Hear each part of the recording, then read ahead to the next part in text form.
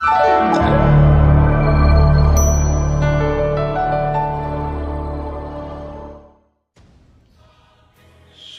गुरूब हो गया, फिर रात तारीक हो गई। बहुत देर बाद जब सहरा खामोश था, टीलों के अंदर से एक परिंदे की आवाज सुनाई दी। सब चौंक उठे। ऐसे जहन्नम में जहां पानी का तसव्वुर भी नहीं था और मौत सर पर मंडला रही थी, वहां परिंदे की आवाज गैर कुदरती थी। ये परिंदा हो ही नहीं सकता। सबकी सांसें रुक गईं। ये कोई बदरूह हो सकती है। अल्लाह तेरा शुक्र, स्याह रीछ ने सुकून की आह लेकर कहा। मेरी दुआ कबूल हो गई है। उसने अपने सामने बैठे हुए दो सिपाहियों से कहा, तुम दोनों उस तरफ जाओ, 40 कदम गिनो, वहां से दाएं को मुड़ जाओ। 40 कदम गिनो, वहां से बाएं को मुड़ जाओ। आगे कहीं आग जलती नजर आएगी। इसकी रोशनी में तुम्हें पानी नजर आएगा। शायद खाने के लिए भी कुछ हो। जो कुछ वहां पड़ा हुआ उठा लाना। ये आवाज परिंदे की नहीं, गैब का इशारा है। मैं नहीं जाऊंगा, एक सिपाही ने खौफजदा लहजे में कहा। मैं जिन्नात की जगह नहीं जाऊंगा। वो दो आदमी उठ खड़े जो बाद में घोड़ों पर सवार आए थे और स्याह रीछ के आगे सजदा किया था। एक ने सिपाहियों से कहा, मत डरो, जिन्नात तुम्हें कोई नुकसान नहीं पहुंचाएंगे। इन्हें हुक्म मिला हुआ है कि ये बुजुर्ग जहां जाएं, इन्हें खाना और पानी पहुंचता रहेगा। हम इनके मोजज़ों से वाकिफ हैं। 2-3 आदमी हमारे साथ चलो। वो 2-3 सिपाहियों को साथ लेकर चल पड़े। स्याह रीछ के कहने के मुताबिक उन्होंने कदम गिने और मुड़े।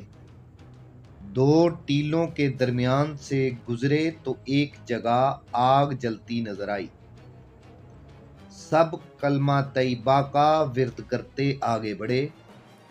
आग की रोशनी में पानी से भरे हुए 4-5 मशकीज़े पड़े थे और कपड़े के एक थैले में खजूरें भरी हुई थीं। उन्होंने मशकीज़े और थैला उठाया और स्याह रीछ के आगे ये सामान जा रखा। उसने सब में थोड़ी थोड़ी खजूरें तकसीम की और 2 मशकीज़े उनके हवाले करके कहा, ज़रूरत से ज़्यादा पानी ना पिएं, पानी बचाने की कोशिश करें। इसके बाद किसी शक की गुंजाइश न रही कि स्याह रीछ कोई आम किस्म का दरवेश नहीं, अल्लाह के मसाहबों में से एक है। उसने सबको तयम्मुम कराया और बाजमात नमाज पढ़ाई। फिर सब सो गए। अभी सहर तारीख थी जब उसने सबको जगा दिया और काफिला मिस्र को रवाना हो गया। स्याह रीछ को एक ऊंट पर और इसकी बेटियों को दूसरे ऊंट पर सवार करा दिया गया था। रास्ते में इन्हें 3-4 सिपाही मिले जो मिस्र को जा रहे थे। स्याह रीछ ने इन्हें भी पानी पिलाया, खजूरें खिलाईं और 2 शुतर सवारों के पीछे इन्हें सवार करा दिया। इस काफिले से दाएं तरफ दूर एक और काफिला जा रहा था। किसी ने कहा, इन्हें भी साथ मिला लिया जाए। स्याह रीछ ने कहा, वो हमारी तरह भागे हुए लोग मालूम नहीं होते। ان کا اور ہمارا کوئی ساتھ نہیں۔ بہت دنوں بعد سپاہیوں کا یہ قافلہ سیاریش کی قیادت میں مصر کی سرحد میں داخل ہوا۔ وہ 2 آدمی جنہوں نے سیاریش کے آگے سجدہ کیا تھا، راستے میں سپاہیوں کو سیاریش کے معجزے سناتے گئے تھے۔ انہوں نے سپاہیوں سے کہا تھا، اسے جو کوئی اپنے گاؤں میں رکھ لے گا اسے رزق کی کوئی کمی نہیں ہوگی اور خدا اس پر ہمیشہ مہربان رہے گا۔